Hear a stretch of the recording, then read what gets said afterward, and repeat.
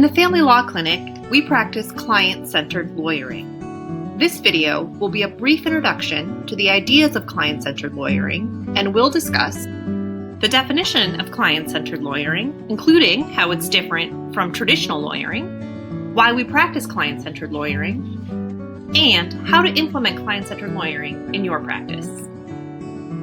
The book, Lawyers and Clients, Critical Issues in Interviewing and Counseling, states that to be client-centered is to emphasize the client as the prime decision-maker in the lawyer-client relationship and the person who decides the objectives of the representation.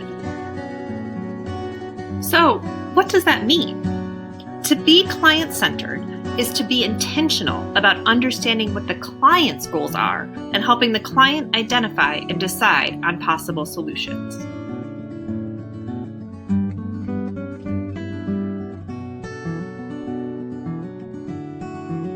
Think about the lawyers you have seen on TV and in movies. I'm sure we've all seen many variations on the same scene. A client meets with a lawyer because of a problem the client is experiencing. The lawyer quickly gets the facts and then tells the client what she thinks the best option is, based on her assumption of what resolution the client wants. This is often referred to as traditional lawyering or lawyer-centered lawyering. Let's look a bit more at the differences. In client-centered lawyering, the emphasis is on the autonomy of the client.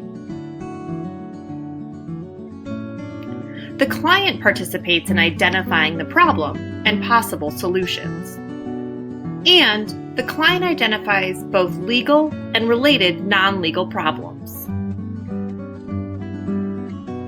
In traditional or lawyer-centered lawyering, however, the emphasis is on the lawyer as the expert. The lawyer is deferred to determine what the problem is and the possible solutions.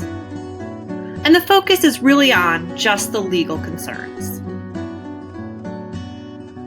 So, why do we practice client-centered lawyering in the Family Law Clinic?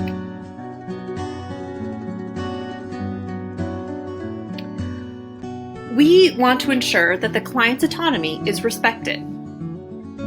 We also know that clients know their own needs better than anyone else. In addition, related non-legal problems are often just as important to the client, and there may be non-legal consequences that we did not even consider.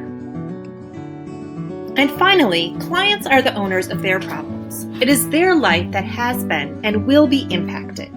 It is our role as lawyers to help the client identify options and select a course of action that is best for them, not make assumptions about what we think would be the best outcome. So, how do we practice client-centered lawyering? First, remember that our role is to help the client with their goals. Second, remember to ask clients about other concerns that they may have related to the matter, even if they present as non-legal. For example, it may be important to a client to preserve an important relationship in their life and will make decisions around next steps based on maintaining that relationship. Third, make sure to encourage the client to identify solutions along with you. Fourth, make sure you're providing information to the client so that your client can make informed decisions about options and potential courses of action. Fifth, recognize the client's feelings and recognize that they are important. Sixth, ensure that any recommendation that you make is consistent with the client's goals.